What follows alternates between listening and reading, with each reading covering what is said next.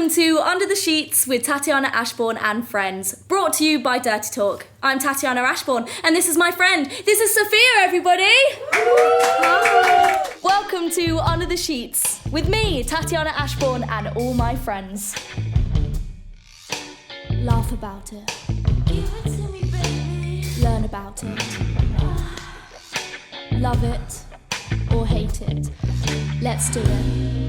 Under the Sheets with Tatiana Ashbourne and friends. Coming up in this episode, is it not the case that men say, wow, you're tight, is actually him trying to convey that he has a large penis? And he wants you to say like, yeah. Wow. Stay tuned to see what's under the sheets. Thank you so much for coming on my bed. Oh, my pleasure. How are you feeling? I'm feeling very good, thank you. I love this bed. Thank you. And also it's making me think of all the sleepovers that I was denied as a teenager because I wasn't allowed to have sleepovers. Why were you not allowed to have sleepovers? Don't know, just wasn't. That's a big difference. Yeah. That shouldn't be allowed. You very much should be allowed to have a sleepover. Yeah. I feel like a lot of people are reminded that this is where they want to be tied up. Okay. I feel like people love this bed because of that reason. Yeah. It was cool. Yeah. It's a really cool bed. Not that that's happened to me on this bed, but... so you've bought something that makes your bedroom your bedroom. Yeah. What did you bring? I think it's probably quite basic and not exciting. However, it's just essential oil. Oh, nice. And whenever I make a bed, I put essential oil on it because it lasts longer. Okay. Than like an air freshener or a perfume. Yeah. This lasts longer. Is it good for your sleep? It could be if you use the right one. People do like lavender pillow spray and stuff like that. This is narrowly. Okay. You can use whatever one you want. I also have rosemary oil, but I feel like I don't want my bed to smell of like roast potatoes. You know? Yeah, that's a good point. And do you use essential oils in the bedroom? Or is that not what you go to? No, it's just to make the it's just to make the mood. Just to make it smell nice. Yeah. Definitely. So you speak a lot of languages. Am I right in thinking that? Yeah, I studied languages at uni. Okay, can you tell me the languages you speak? I studied Spanish and Arabic. Okay. And at the minute, I'm also trying to get a lot better at Italian because I am half Italian. Okay. But I wasn't spoken to it Italian wasn't spoken to me as I was growing up. Okay. So I've kind of picked up pieces here, picked up pieces there. I did a GCSE when I was a teenager because I was like, I need to learn, I want to learn. Yeah. And now I'm doing it again, so I'm trying really hard to learn it at the moment as an adult, like alongside a job, which is pretty tough. Very tough. But very fun. Yeah. So I'm doing that at the minute. So they're the three languages that I've had a lot of fun with. And out of those three, is there a language of love? Or do you think none of them? You mean like a good language for romance? Yeah. Because I can't imagine Arabic being one of those. Why not? Or is it? I think Arabic is a very romantic language. Okay. Yeah. Talk to me more about that. How is that? An example would be, so I studied in Lebanon for nearly a year. No way. And if you want to tell someone like you really care about them, one of the things that you can say is ta'burni, which is like, you bury me. Oh my goodness. Yeah, you know, like I love you so much. Yeah. You've buried me. And like for an English speaker, it's kind of like, what? No. Yeah. So. But I can imagine that being quite a big deal. That's such a deep sentence to say. Yeah, and for me, sort of the amount of different areas I have to sort of access in my brain and even like in my mouth, like how phonetically different stuff is. I don't know. You're asking me to sort of like pick between my children. Like I can't do it. Yeah. What made you study Arabic? Well, why haven't you asked me what made me study Spanish? Very good point. Tell me everything. But I think, because I'm asking you this because nobody does study Arabic. In British schools, it's not offered as a school subject. And it's not offered, and which is why I'm more interested in Arabic, because I would say that is like insane, and like props to you for doing that, because it's whenever I look at it and I'm like, oh my goodness, like I could never learn that. But you really could. I really could, yeah. You really could. So for example, I remember when we were starting, and I did a course that's called, they use a phrase in sort of languages departments at universities called ab initio. Yeah. If you're starting a language from scratch, that's what ab initio means in Latin. And we're all there learning how to write in Arabic for the first time, and learning the Arabic alphabet system. Yeah. And it took us 2 weeks to learn how to write it. Yeah. And I don't think that's very long. Ultimately, if you think of, wow, that looks like something really hard to do, actually 2 weeks of studying and you've nailed it. Yeah. You know, it takes longer to learn how to drive and stuff. It's so true. And also I got a name necklace in Arabic, and I think it looks beautiful, the language. Yeah. Like it's written very well. Yeah. Well. So I did Spanish at school. I've all, like I explained, I have this weird relationship with Italian where I don't know it, but I also know it. And I wanted to do another language that wasn't romantic, so it wasn't from sort of Latin. And I was obsessed. I've always been obsessed with medieval Spanish history. Yeah. And there's an awful lot of Arabic in that. And that's what, I guess, especially things like Islamic art that was done in Andalusia, Spain. I'm really into that. So they sort of lured me into Arabic. And then I loved, the minute I started studying it properly, I really enjoyed it. And so I kept at it, and I did it for those 4 years. That's amazing. And so going back to you growing up, you were born in a Catholic household, am I right in thinking that? I was raised Catholic, yeah. And my mum my mum's like Italian Catholic. My dad's not religious or anything. Okay. And so how was it growing up Catholic? Like, do you think that like spoiled the thoughts of having sex, or did it make it appear sexier because it was taboo? So in terms of raised Catholic, I just did the kind of stuff you have to do as a kid, like Holy Communion and confirmation. Yeah. It wasn't like I was necessarily Catholic. It wasn't a Catholic household in that respect. But certainly during confirmation, I can't remember sex ever being discussed. I think generally speaking, it just was something that was never really spoken about. Yeah. And all my information that I got about sex came from school. So it either came from whatever quality of sex education I accessed at school, and then like the classroom, the school corridor, what people are saying, and then obviously TV and stuff I was like hearing about, you know, on TV, and so that's where I would be getting my information. Okay, and your sex education at school was not good, or no? No, I don't think it was. Okay. I suspected it wasn't, but obviously I didn't know for sure.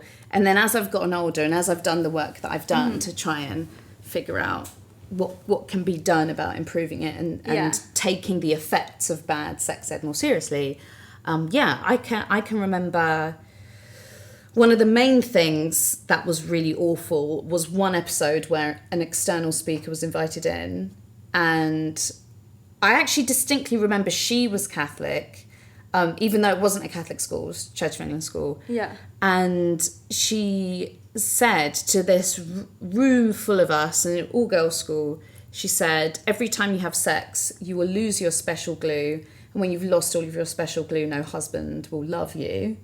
Wow. Which there's a lot to unpack there. Yeah, so much. Oh my goodness. There's a lot to unpack there. Like, it's the assumption that everyone in that room wants to get married one day to a husband. Yeah. It is the assumption that said man is going to look upon you poorly for having had sexual history with more than one other man. Yeah. And the glue thing, like it's not real. Yeah. It's not real. And I can laugh about that as an adult, but if you're an impressionable teenager, I think lots of us were giggling and thinking, what on earth is she talking about? But you'd be confused. But you're also kind of a bit like, glue? What glue? Or at least the idea that it could be shameful to be promiscuous seeps in. Yeah. Whether you endorse the special glue idea or not, you have been fed the idea that it's shameful. Yeah. And how many of those girls in that room alongside me picked up on that and took it with them? And at what point did you realise that what they had said was completely wrong? Or do you not think that it's completely wrong? Of course I think it's completely wrong, yeah. Not only is it completely wrong, you often find, like, so much of my work is about tackling what I've labelled sex misinformation and disinformation. So misinformation is something someone's told you, and they may not know themselves it's not true, but they've told you it, and it can go on to cause harm. Disinformation is when someone knows that what they're telling you isn't true, and they tell you it anyway for a particular aim or agenda.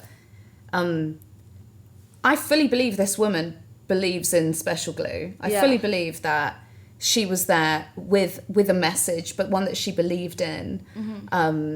And we see in a lot of sex misinformation that's targeted at young people with a focus on abstinence, with a focus on don't have sex until you get married, which we see in a lot of spaces around the world. And that's research has found that's such a poor way of preparing young people for like the real world. But a lot of them use these metaphors of stickiness. I've interviewed people where they remember at school like two pieces of paper being stuck together with glue, and then you try and peel the pieces of paper apart, and obviously the paper kind of rips, and it's not the same as it was before. So it's this messaging that you are sort of permanently changed by sexual activity. Yes. Which is false. Yeah, definitely. And so talk to me about your first time going into sex and your thoughts around it. Because obviously if you had this sex education that was like that, maybe you didn't realise how harmful it was. But did it make you nervous? Were you scared? Did it take you a while to have sex? I think that apart from that woman, my main memory of sex education at school was condoms. And whatever information I may have been given around other forms of contraception, like the pill, IUD, for example, got none of that. So it felt very much like sex is a penetrative act that happens with a condom.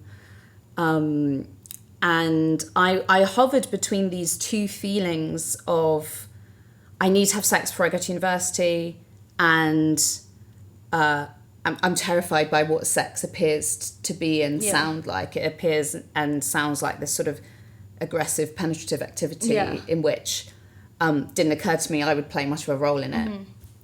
And I write about this in my book, so I'm happy sharing it. But I attribute my first experience of sex to the reason I would go on to develop a psychosexual health problem, which I possibly had before this episode, but it certainly didn't help me. In summary, I tried to do it for the first time. It didn't quite work. I felt that was because the partner did not have a condom. And I didn't know at 18 years old that far into the scenario I could say, okay, then never mind, another time. Right, okay. Or, consent withdrawal is now the term I've learned. Okay. I didn't know I could do that. So I, at the time, was thinking, oh my goodness, well, I can't leave now. Yeah, and you're but stuck also, in this situation. I've spent an entire education system being told if I don't use a condom, I'm going to get an STI and I'm going to get pregnant. Yeah. So, very fearful experience. I was exhibiting the symptoms of what would later be diagnosed as vaginismus. Okay. But it would take me such a long time to get diagnosed with vaginismus. And so for people that don't know what vaginismus is, can you explain? It's a psychosexual health problem, which is eminently solvable, eminently treatable, which is great. But it's when the pelvic floor spasms out of your control. Okay. So like psychosexual means that there's like a link going on between brain and body. And your brain might be saying, come on, let's do this. You want to do it? And your body's saying, no, not going to happen. And yeah, so what happens is like insertion is impossible. Yeah. So lots of people find out they have it because they can't put a tampon in. And I had years before not been able to put a tampon in. And I just thought, oh, that's weird. Yeah. Maybe I'm just not ready for it. I can remember, I think someone said to me at the time, oh, when you're older and you've had sex, it might be a bit easier. I was going to say that. I was exactly the same, that I thought, it's fine I can't put a tampon in because as soon as I have sex, I'll be able to. Right. And how wrong I was. Well, like, yes and no. Really, what the messaging should be is, if you have no idea how your anatomy works down there, you're probably not ready to put it in. Yeah. Because when you do, it's really comfortable for everyone, irrelevant of whether you have ever had any kind of sex or not. That's but for in a lot of people's sexual journeys, that doesn't really happen. If you grow up in a culture like we do in the UK, where schools will not openly discuss masturbation, or they will not openly discuss getting to know your own body, even in a non-masturbatory way. You know, we don't leave schools. We don't sort of graduate into adulthood with much of that knowledge, and so it ends up being that maybe your sex life is what introduces you to function down there. So I just thought, oh yeah, normal, I can't use it, fine. And then I have this really sort of negative sexual experience, and then when I thought I'd had sex after that episode. And it took sort of months later and a new partner, you know, my first boyfriend, where he said to me, no, you didn't have sex and I think you should see a doctor. Okay. And I thought, what? Okay, something's up. Go to the doctor. The doctor clearly had no idea what vaginismus was. I would later in my life go on to become a journalist and do interviews all around this. And I'd find out that GPs, generally speaking, have very little sort of sexual health or psychosexual training. So no wonder it wasn't the GP's fault per se. It was the sort of access to training that they have. Took age, basically I was being treated almost like I was some medical anomaly, which is the last thing you want to be. Definitely. You want to go into a GP and you want them to tell you, oh, it's this, don't worry about it. You're not alone. So many Let's people sort it out. this. And instead it was like, what was going on? So that all took lots and lots of time, and then eventually I asked to see a different GP, and it was a woman who was like, "Oh, the GP I wanted, the one who said, oh, this is vaginismus. We can get you therapy for that. No problem. You're gonna be fine." And so, do you think that, you know, when a lot of things go seek your GP for help in this, or like, do you think that is what you should do, or do you think you should figure out Oh my God, things? No, big time. So we're very lucky in 2023, and you know, for many years now, we can do both, go to a GP and seek Dr. Google. Dr. Search Engine. It's important to do those two things. If a scenario like mine happens in which GP doesn't seem to know what's going on, but I have NHS symptom checked it, and I have a sense it could be this or that. The problem is when you aren't using an authoritative source or website. So I just said the NHS website, which if you're in the UK, it's really good. It's a great start for trying to work out what's going on. If you're going to Reddit and you're going to forums, in my book I spent a lot of time in forums that are targeted towards men with psychosexual problems, including things like erectile dysfunction. A lot of the spaces on there, they are not full of physicians. In fact, they are pretty much void of physicians. And there's a lot of misinformation that is being shared because it's not this sort of authoritative space where accuracy and trust is really important, and fact is important. Instead, you'll find a lot of people sharing things which may not be true. So I think you need balance. Of course you need both. You always need to go to a medical professional. I think you always do. And with vaginismus, how is it for anyone else that's going through it? How long did it take you to figure out what to do next? So I was looking a lot online, and I was at the time, I remember looking at both medical websites, e.g. the NHS, but I was also looking at communities of women talking about it. Yeah. I then, and I have more so now, like I have pretty good digital literacy. Yeah. I think I'm quite good at taking things with a pinch of salt and thinking, okay, that person says it worked for her. Yeah. I could try it. Doesn't mean it worked for me, because each to their own kind of thing. And basically there are different routes, and depending on where you live, your healthcare system may support you differently. Yeah. It's frustrating, but perhaps helpful to learn. There's been very little research done into vaginismus and psychosexual health problems in general. Okay. So to understand that, okay, I have a very under-researched condition in which care options and solutions aren't as explored as they could be. Yeah. However, there are tried and tested treatment patterns, and you find the right people, you can find the right help. Definitely. So I was really lucky in that, if you think of how, from when I tried my first tampon to those sexual experiences, I would have had it several years, but in terms of learning I had it and recovering and trying to work out how to stop this sort of automatic spasm that was out of my control. Yeah.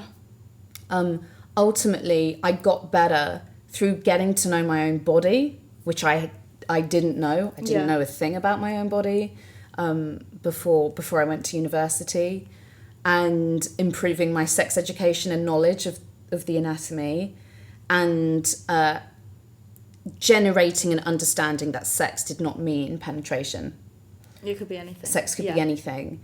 And I began to stop thinking every night, I need to try tonight. I need to try and do it tonight. Instead, I just like took a way more laid back attitude.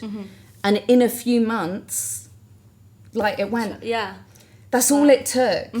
It had been something that was so horrible and painful to experience. And then for me, all it took was education and finding ways to feel less anxious about sex. Now, for lots of different people, that may not be enough. One of the biggest complaints that you hear from women who've gone to a GP that's not been very helpful is that the GP has said to them, just have a glass of wine before you do it. Yeah, it's really, really unhelpful, because... Oh my gosh. In fact, the worst thing that you can say to someone experiencing anxiety is just relax. Yeah, yeah. It's like, I can't relax. So what does make you relax is like spending time or allowing yourself over time.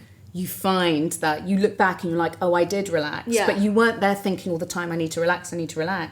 You were kind of, what you were in fact doing was perhaps altering priorities. Yeah. Or you were reassessing what holds meaning, what doesn't hold meaning. And it's psychosexual therapy, just as how a psychosexual problem is something going on between a sort of dis or misconnection between. Psychosexual therapy often like treats both as well. I was referred for it and the letter never arrived, but and possibly because at uni you move around a lot, and maybe they got my address wrong, I don't know. But in the end, I never actually used psychosexual therapy because I considered myself cured. Yeah. Don't actually know if I am. I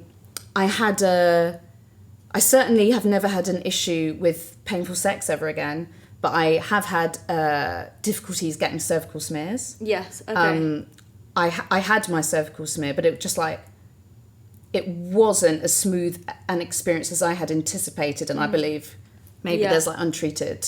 And then so when it first happened and you then thought, oh my goodness, it's in there, was it a shock and then you kept thinking about it, or did you feel a sense of achievement, like knowing that obviously isn't the right word, but do you know what I mean? Did you get worried for the next time you're going to have sex, thinking it won't be the same again? And the first couple of times, yeah. But then after that, it was just like, it's gone. Yeah. I don't have it anymore. Yeah. Yeah. But for other people, basically everyone's different. There are some people who develop vaginismus after childbirth, for example. You know, they may have had years of painless sex, and then all of a sudden, something happens, yeah. and that alters that. So people can get it for so many different reasons. And typically, if there has been an experience of pain in the area, that might be, you know, the memory of that pain and the fear of it happening again. Yeah. You know, you get this anxiety loop of, I'm scared it's going to happen again. So it's almost inevitably happens again. Yeah. And this is exactly the same thing that people of a variety of different gender backgrounds, when they have a psychosexual problem, so taking it back to like erectile dysfunction, a lot of men will feel like, I'm scared it's going to happen again. I'm scared I'm not going to be able to perform again. Yeah. And that anxiety, you know, it's nothing physical. It's the anxiety, again, disturbs that mind-body connection. You get anxious. Yes. You do have dysfunction again. So...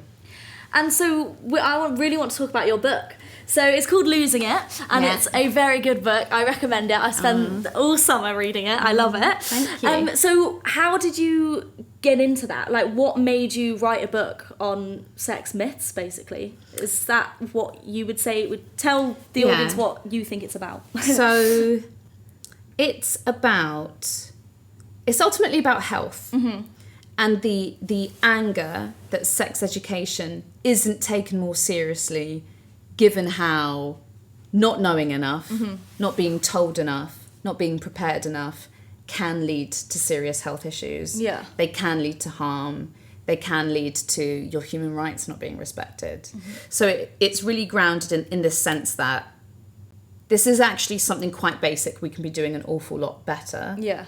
And it could prevent so many problems. And in the book, even though the book is full of me highlighting, sadly, a lot of people who profit from the fact that myths around sex do exist, it's full of solutions as well. So in each chapter, I try and present someone who's working towards a far better story to be telling about sex than the myth I cover in that chapter, if that makes sense. Yeah. So it's rooted in that. It's rooted in... there are harms that could be prevented, here's how. Yeah. So that's how it came about. And what made you report on this subject, on sexual health? Was it because you went through this whole thing with vaginismus that you thought, actually, I want to talk about it a bit more? Or was it before that? Was it after? You know, that experience was hugely informative. Yeah.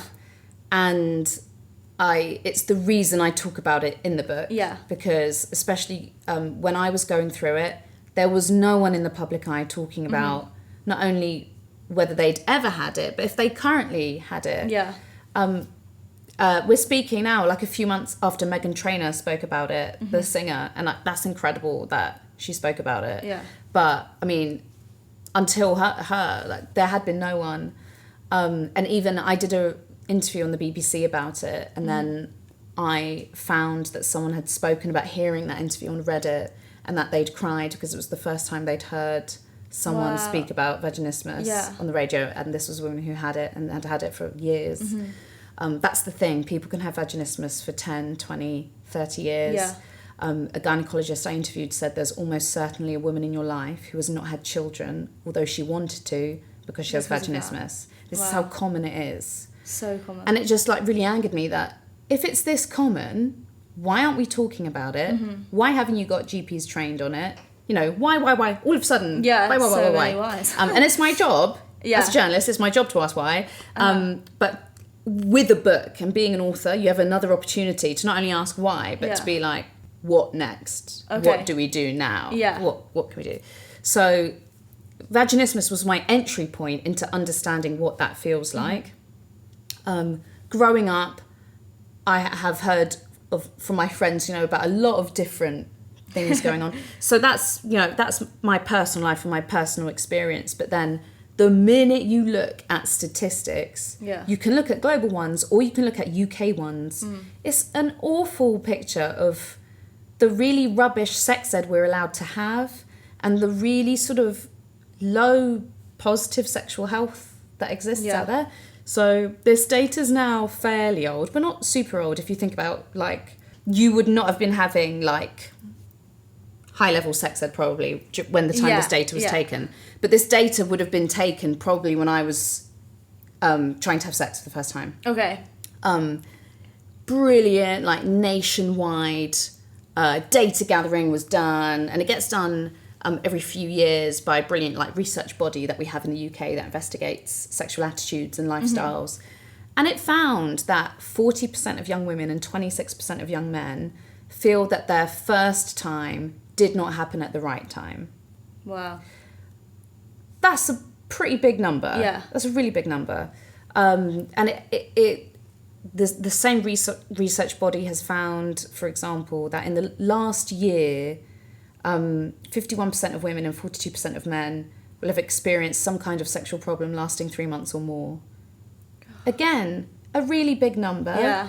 And, you know, problem is a very loose term. Some Yeah. problems are sort of like minor and you live with them. Other problems are debilitating. They affect your mental health. Yeah. You know, my vaginismus, I got the most depressed I've ever been in my life when I had it, because I was there thinking, I'm never going to be able to have sex. Yeah. I'm never going to be able to have children.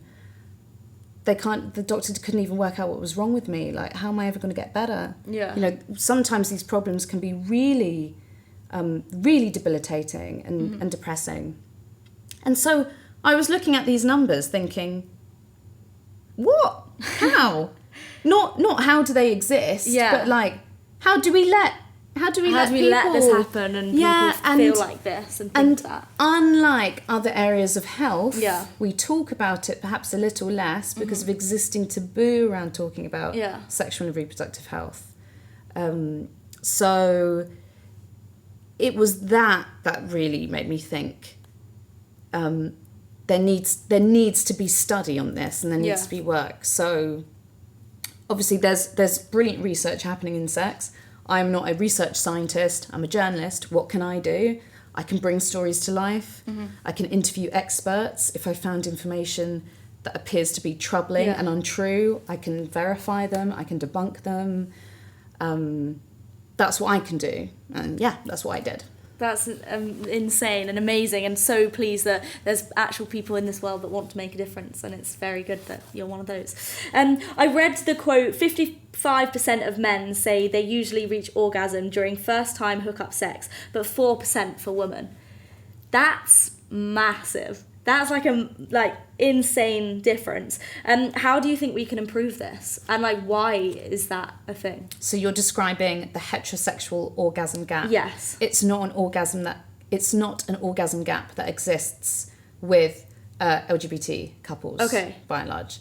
And that's often because there's a far more flexible understanding of what qualifies as sex for that community. Whereas if you are a heterosexual couple following norms that may have been exposed to you on TV, for example, or just generally speaking in popular culture, there historically has been an overemphasis essentially on penetrative sex. If you're a cisgender woman, you're more likely to orgasm from clitoral stimulation or something that involves the two. Okay. And there's just not been a priority on clitoral stimulation. Generally speaking. I think there is more of it now. There's certainly more of an emphasis.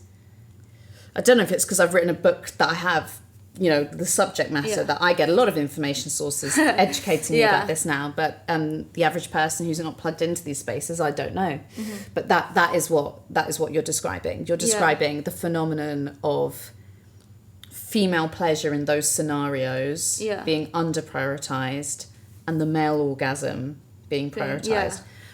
Something that I look at in my book is, and on TikTok, I have a series called Sex Linguistics. Okay. And the language that we use around sex. And even thinking of foreplay as a word suggests it comes first and then never again. If you think of like how sex may be ordered in your mind, why is it comes first and then like doesn't happen again. And in loads of other languages, it's replicated like that. It sounds like before rather than during or after. And it really reminds me of, there was one point in your book, and it was the best sentence, and I wish I could remember the quote, but you made a joke about how often have you heard, "Oh, you're so tight," and I love it. And I was like, oh my goodness, that's so funny, because every time, like, too much information probably, but honestly, every time someone will say, "Oh, you're so tight, I love it," and I'm like, "Oh my god!" And only from reading your book and saying that is impossible, like with the tightness, and you don't change, like your vulva doesn't. You were making a good point. Right. So what you're talking about is the popular culture, again, kind of phenomenon or thing that gets spoken about, in which a woman is sort of seen as a good experience in bed if she's tight. Yeah. And I've used that language because it's from a male perspective. So again, we're talking about heterosexual sex. So we're starting to see a familiar, I'm starting to repeat myself here. A lot of these problems are appearing in heterosexual sex. It's connected to social norms between men and women in those scenarios, but in lots of marketing, in lots of pornography, in loads of spaces, whether they're adult in nature or not, tell women that they should be tight. Yeah. Or say that men like it if you're tight. Yeah. What does tight mean? If you're in a medical scenario and someone says you have a tight pelvic floor, that's something that needs treating. That's not like positive, movement and health down there. Tightness is not a medical term, and often when it is used, it means something's up, not that something's good. And if you think about what like a positive sexual experience for a woman looks like, or anyone, with a vagina or vulva, what contractions look and feel like during sex, what arousal is tightness the word?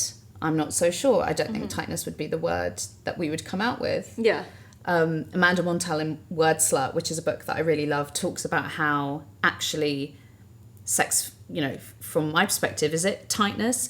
Is it more envelopment? She starts offering up these other words for it that sound far more relatable to what the experience is. But also that arousal, like being lubricated. Yeah. When you orgasm, like there are contractions that are going on, and it's a muscle, so it's a really poor word. Yeah. And this is like the big and bad thing. Yeah.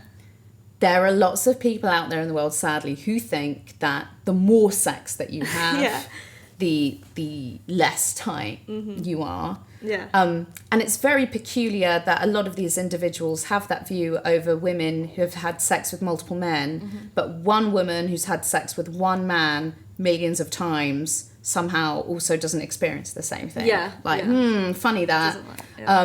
It's simply not how muscles work. Yeah. It's not what happens. You are not physically altered by sexual activity. Yeah, and that's in that way. A lot of people think you are, and I know I thought I was at the beginning. Like I thought that is what happens. Yeah, I can remember at school. And I was thinking I prefer sex when I've had it a few times, maybe because of things will change in my body. It's just so interesting. But what you're describing, you may feel more comfortable in the future, but it's not because you've been permanently physically altered. Yeah. You feel more comfortable because elements of sex are a skill to learn, really. And it's like learning a new sport and using a new bit of your body or hand-eye coordination for the first time. When you first do it, you're kind of not really sure. And then you get used to it. And then it may be that, you felt like you knew everything with this partner, but now there's another partner, and it's a new body to learn, and it's a new relationship to learn about. So you do learn things with experience and practice. Yeah. And your comfort is not because you're looser. Your comfort is because you're more in tune with your body. Yeah. And experiencing relational sex, so experiencing what your body does sexually with another person, as well as solo, what goes on when it's just me. Yeah. And so you wrote 8 chapters. Is that Did I? I've never actually counted them. Oh, right, but I'm sure I did. From my knowledge, it was 8. If I can do maths. And so out of all of those, which one did you learn from the most? Ooh. Or maybe you don't remember the 8 chapters you wrote. No, I do. What did I learn the most of? Because the one where I investigated vaginismus, I've known about it, obviously, so that was more personal reflection of it. I mean, I had a good/bad time learning about the hymen chapter. That was... I interviewed a lot of interesting characters in that book.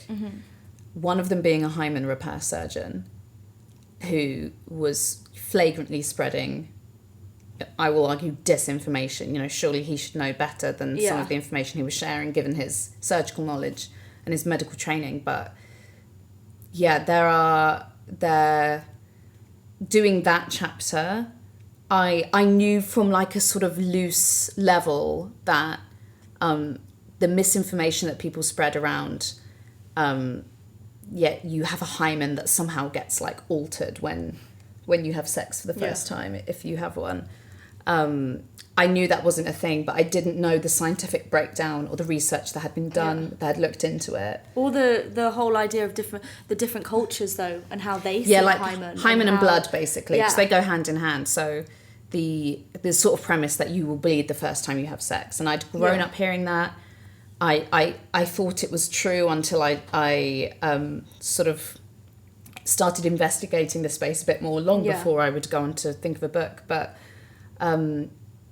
what annoyed me was how much research I found that had demonstrated, and it's mainly from the late 90s and then early 2000s, that demonstrated, you cannot look at someone's hymen and be able to discern whether they've ever had sexual activity or not. We also had, not loads, but like examples from medical research. I'm thinking of like a survey in 98 where an obstetrician had surveyed colleagues and asked them, do you recall bleeding the first time you had sex? And 63% of them said they did not. Wow. So information like that is now over 20 years old. Yeah. But has it penetrated society? Have people stopped believing these ideas around really archaic ideas about virginity that they often base on the pseudoscience of blood or the hymen? Yeah. No, these myths persist because we haven't tried to sort of stop that information journey. People either learn about it and forever think it, or they perhaps get taught about it, and then at some point in their life meet my book, or they meet someone who challenges that idea. Many of them may still go on to believe it. Many of them may think, I don't care that you've said it's not true. I'm going to believe it anyway because so and so said this or someone did this. How do you make sure that higher quality information gets to someone, whether they're still in an education system or whether they're an adult? Yeah. You know, having sex themselves, having children, passing on the same idea. How do you stop that?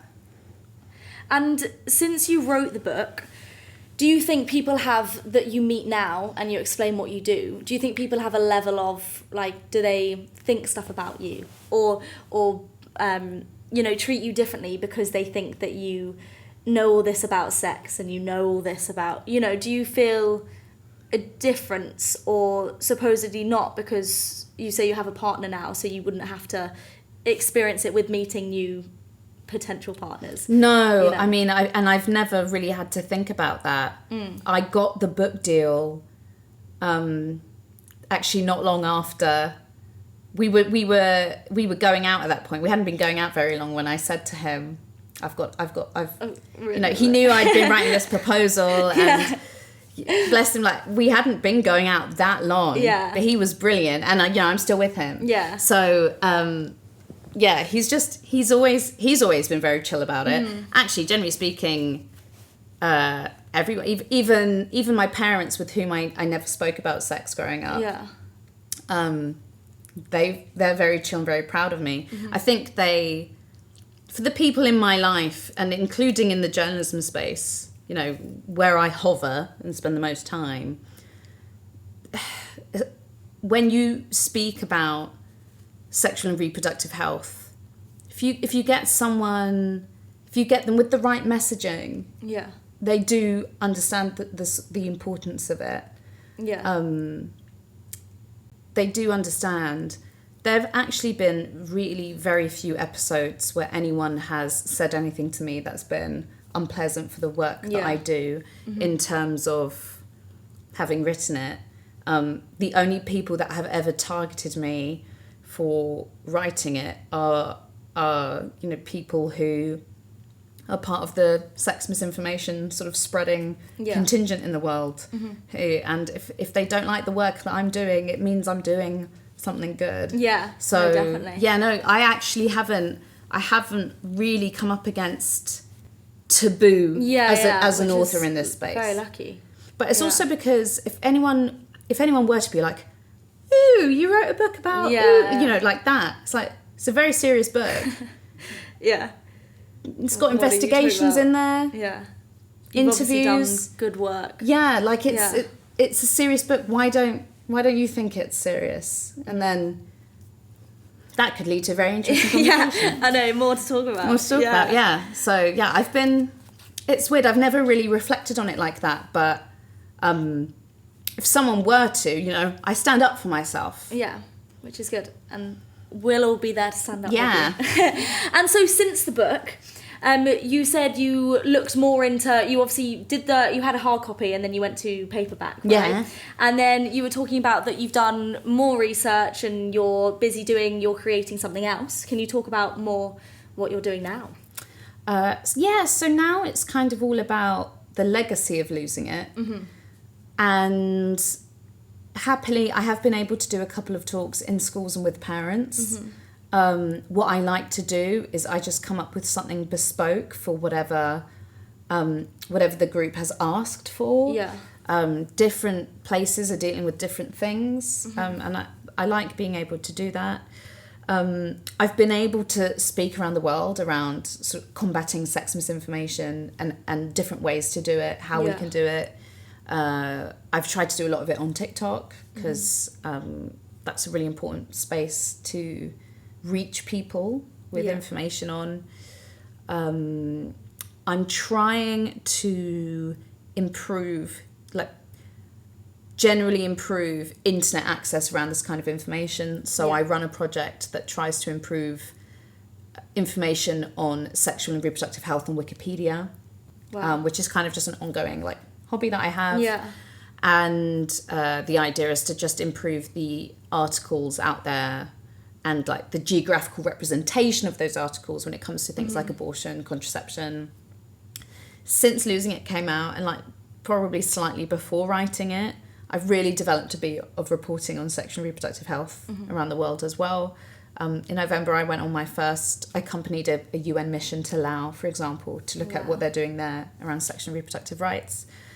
And I do a lot of work investigating funding routes for anti-abortion networks or sort of what their strategies are, where they're trying to target any attempts on curtailing abortion rights, whether it's in the UK or worldwide. I do a lot of work around that. And and every now and again, I just like ruffling a few feathers. So when my paperback came out, I got to work with Savanta Comrades, who are a polling company, and we polled 1,600 current university students to ask them questions I wrote based on what I learned, other research, thinking, what has this group not been asked before, about their sex education and information and views. And I found out loads of interesting things. I found out that 52% of them had never spoken to their parents or did not regularly speak to their parents growing up about sex. Wow. And I promise you many of those parents will... I'm making an assumption here, but it's based on extensive reporting in this area. Loads of parents think that the sex ed their school may be teaching their kids isn't good enough. But are they actually doing the work at home and also speaking to their children in an ongoing basis at home? There's no such thing as the talk. You talk regularly. You can't fit it all in one go. Who learns from that? So I found that out. I added a little quiz in there where I said, oh, can you name this part of the male reproductive system or female reproductive system? Yeah. And I asked them about the clitoral glands, I asked them about the testes, and then I asked them about where can you find the nubis on a diagram of the female reproductive system? Yeah. And I made the nubis up.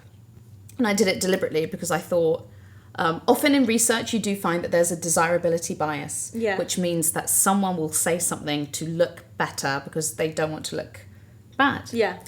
And that may have happened here because 41% of current male university students said they'd be able to find the nubis Oh my God. on a diagram of the female reproductive system. Wow. Wait, 36% of women said the same. God. I definitely would have as well, probably. I would have been like, big word, yeah. Like, I won't be able to label it, but I'm sure it's in there somewhere. Like, do you know what? I came up with it because I was like, mons pubis is a thing. Yeah. Nubis. Sounds, But I said I did nubis because of like noob, and I wanted to get noob in there. So, so it's something to laugh about. Yeah. It's funny, but it's also so not serious, funny. yeah. And I think that we're so used to actually not knowing a lot of our anatomy and what it is labelled.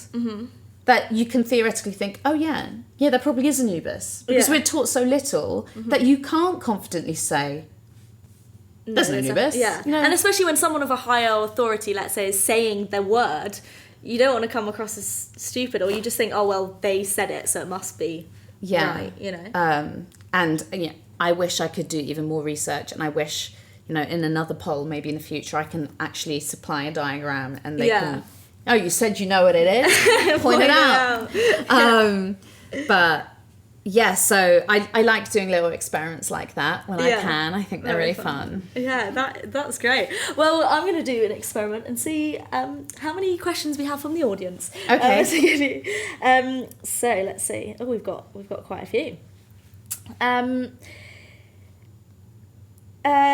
Given your knowledge, if you were to start a family, what would be your preferred timeline for educating your children in sexual knowledge? And would your educating differ for your boys and girls? So, this is such a good question. It can't differ between gender. Yeah. First thing. I guess if you had multiple... You work out what to teach each child when in a developmentally appropriate way. But that would be the only difference. The first thing I do, given my knowledge, is I would go to the UNESCO website and I would get they have a massive template for sex education and what themes you introduce to children when. Okay. So I would probably... take that as a kind of rough guide, and I would also use the training that I got from my sex ed training, because I did some, that I loved doing it because I learned something really, really wholesome and beautiful, which is that sex education, relationships and sex education is what it's called in England. But it begins at really quite a young age, but what you're doing at that young age is you're not talking about sex. Yeah. You're not talking about more, sophisticated themes. You're basically just building up their self-esteem. You're building up their sense of resilience and who they can rely on and who they can trust. And I think setting someone up with a strong self-esteem is one of the biggest gifts you can give a child in having resilience as an adult. And that's not only about sexual resilience. That's about so many areas of resilience in life.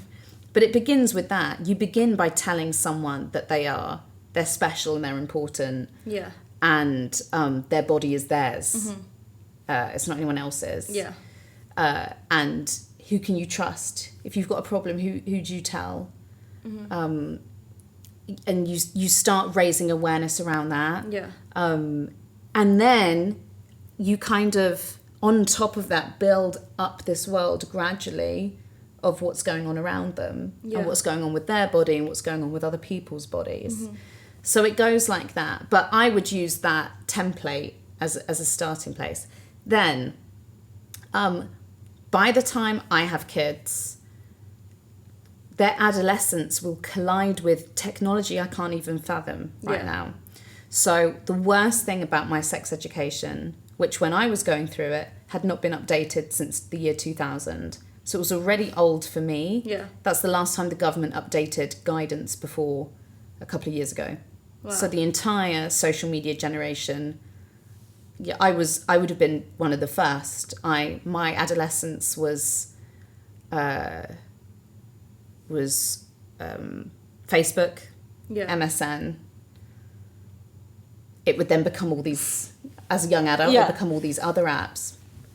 I will be on top of that as much as I can be as a parent to make sure I actually understand a bit of what's going on. I would really not want there to be like a digital gap between us, because I'd want to be able to understand what they are using so that I can know they're being safe.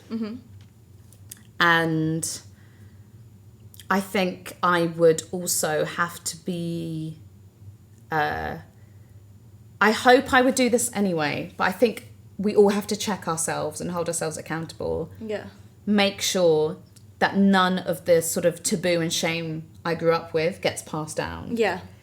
And then if a child, if a 5 or 6 year old says, "Mom, what's a condom?" for me to not go, "Oh, you don't need to learn about that yet." But instead come up with a bit of a more helpful reply. But, you know, it doesn't have to be too much info for a 5 or 6 year old, but it is at least not patronising them. Yeah, definitely. So I think that's what I would do. But I mean, it's probably the area of their lives I'm going to think loads about because of the work that I've done. You know, I'm going to try and encourage them to have positive views and like informed views around sex as they grow up.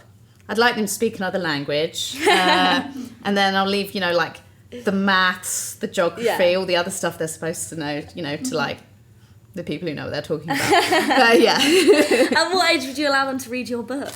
Or do you think you'll do another book with the recent, you know, stats and everything? I will not reveal what's happening next, literally. Oh, but I'm excited. How old? Because I often get parents asking me how old should I have a child this age? Are they old enough? And what I always say is, I wrote this book for an adult audience. It's not young adult, it's not kids, it's an adult audience. It's actually sort of mainly written for people who want to look back at their sexual biography and consider that their sex education possibly failed them and what to do next.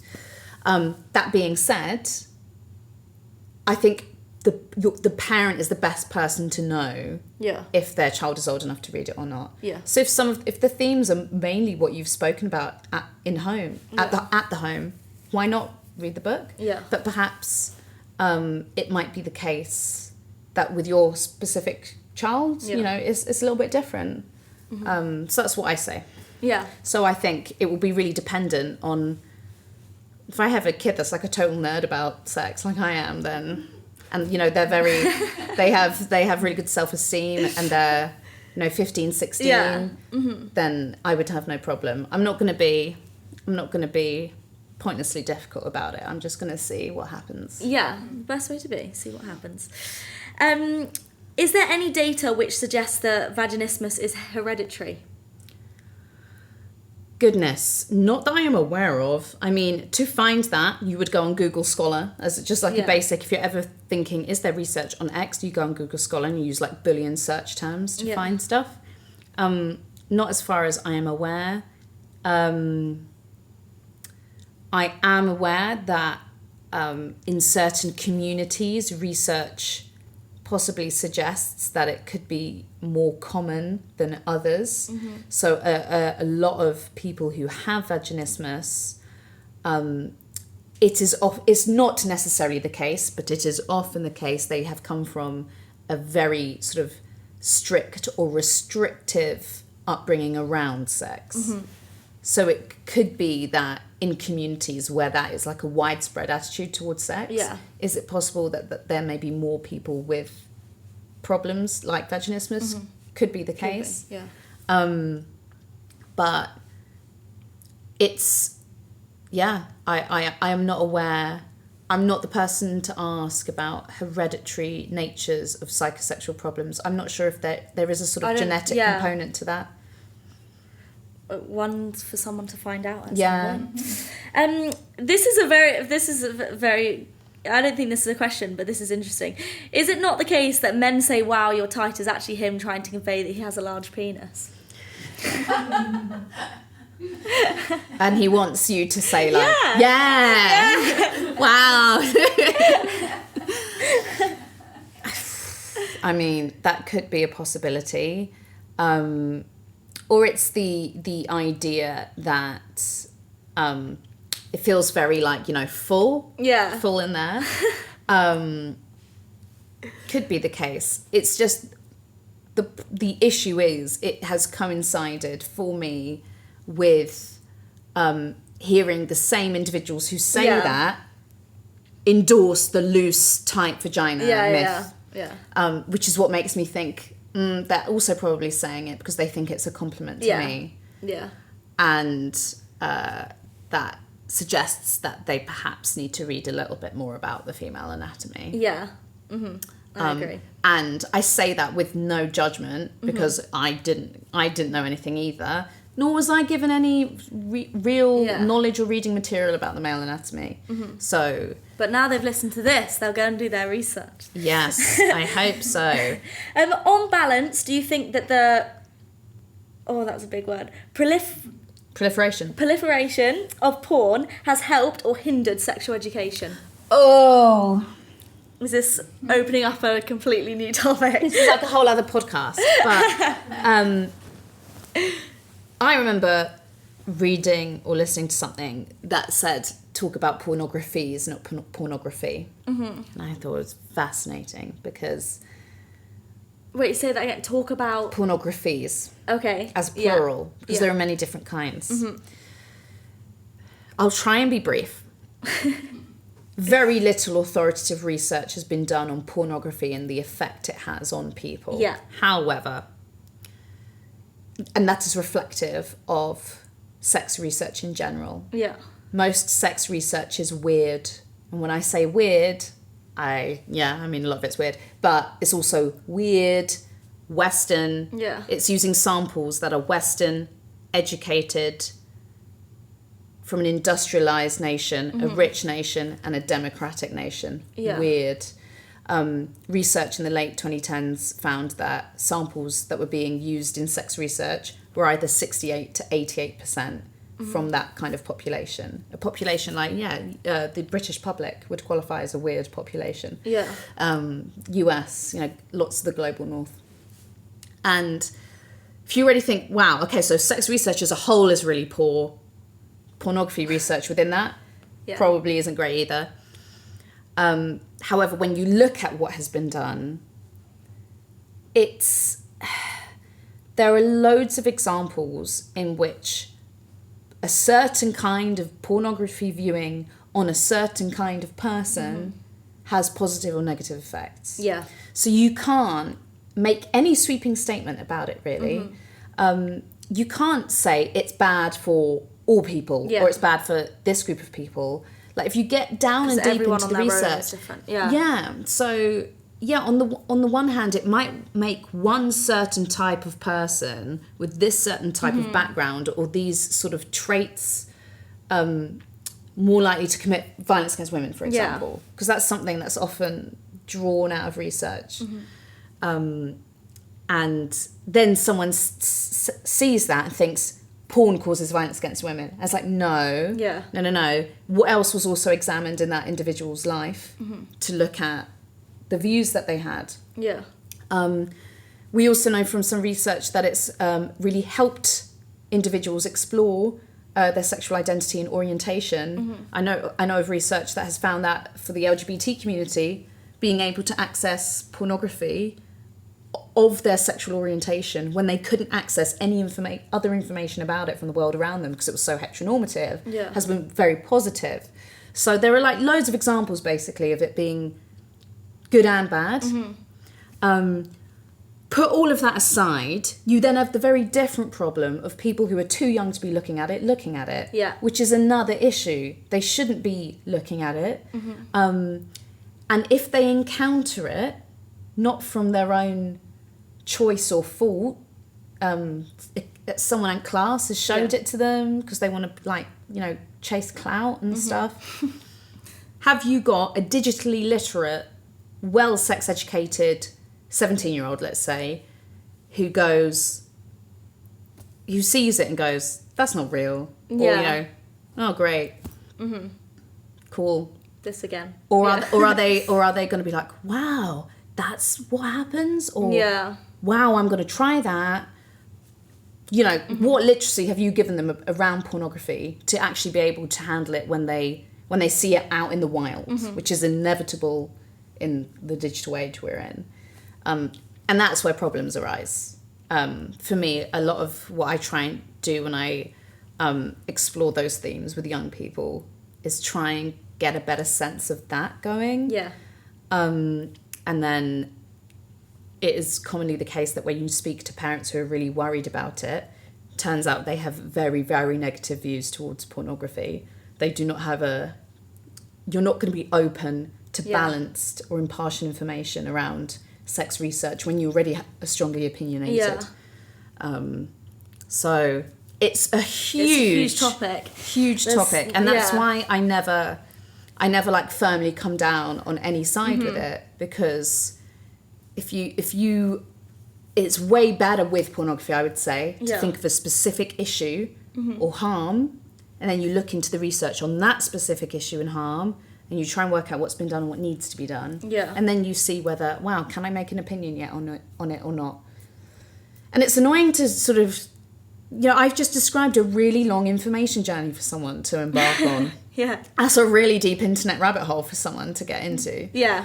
But that's not as compelling as a controversial clickbait line, I can say, that would go viral. But it's the truth. Yeah. No, and more people need to tell the truth. In your travels, is there a nationality that you believe gets sex more right than others? In my travels are not a good way of telling, because I will travel to speak at a conference. You know, it'll be full of people with these kinds of more open attitudes. But when you look into research around sexual behaviour, and you look into sex education curriculums that seem to be admired around the world, Scandinavia is always brought up, as well as the Netherlands. Really? Wow. Yeah. And why do you think that is? I'm really not so sure.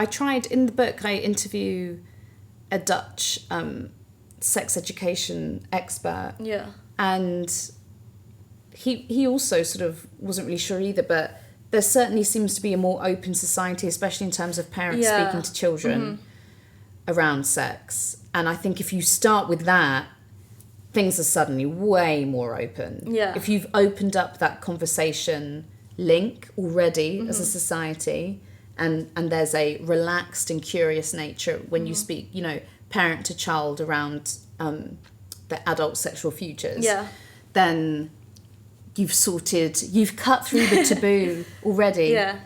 And I think that's possibly why. But yeah, if anyone watching this or listening to this is from those countries and thinks they know why, I would love to hear. Let us know, yeah. Well, I could keep talking to you forever, because there's just so much to go into, and you've done so much, so just well done, basically. It's insane. But lastly, before we go, is there any advice you would give to anyone that's about to have sex, thinking about sex, that isn't quite sure what to do next? What's your one, obviously there's so much I'm sure you could say, but what's your one thing that if you look back, you would have liked to have known that?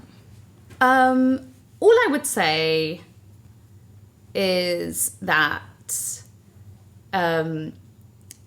especially if it's one of your first experiences, please, I urge you, if you haven't read my book, there are loads of internet sources to educate you sex looks different to different people. Yeah. you may have been told sex is one or two things. This is penetrative and it's non-penetrative. Just see sex. Sex is a sort of a brilliant experience that you learn from. Yeah. Near the end of the book, I say that I don't think there's anything else in life that gives you so many opportunities to learn while having so much fun. Yeah. Basically, as sex. That's such a good point. Yeah. And if you look at each time as hopefully a really positive experience with someone else, but a learning experience. Yeah.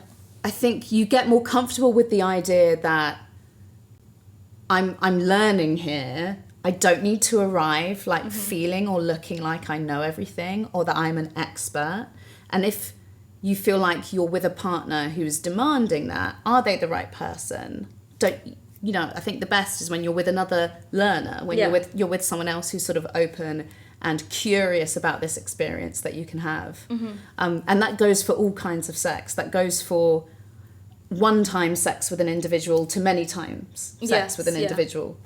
Having that more open attitude and with each other is great. And think of equity. That's what I would also say. Hopefully, whether it's two of you or more than two of you who enter the bedroom, hopefully you all leave it thinking you had like an equitable sort of pleasure experience. That doesn't mean orgasm necessarily. Don't put the pressure on yourself to orgasm your first time and every time. But if that's something that you know are able to get used to and do regularly, wonderful. But the most important thing is not that you orgasm. The most important thing is that everyone leaves that bedroom having felt respected. Yeah. And like they had a good time. So that's what I would say. I said all I would say is, and then I gave like 5-10 things. But no, but it's that's what I would say. And I'm really hoping all the people that are listening and helping. I mean, it's helped me a lot. Sitting here talking to you, so I hope it does the same for loads of other people. I've bought you a gift for coming on the show. Also, I got 2 copies of your book because this copy is what I took travelling and it was with me forever. But I love seeing it like that. It's so funny because it's in pieces. But that's a red book. It's in pieces, but that means I went for it and read it, analysed it. So what's the bit you highlighted? A massive bit there. Oh yeah, that was about erectile dysfunction. Oh, I love it. I can't believe we just said that out loud. It was just a brilliant fact and I couldn't believe it. Honestly. Oh God. Oh yeah. Amazing. So that's my copy of the book. But I've got you a mug with Under the Sheets so you know that you've been on my show. So thank you so much for coming on the show. This is Sophia, everybody. Thank you.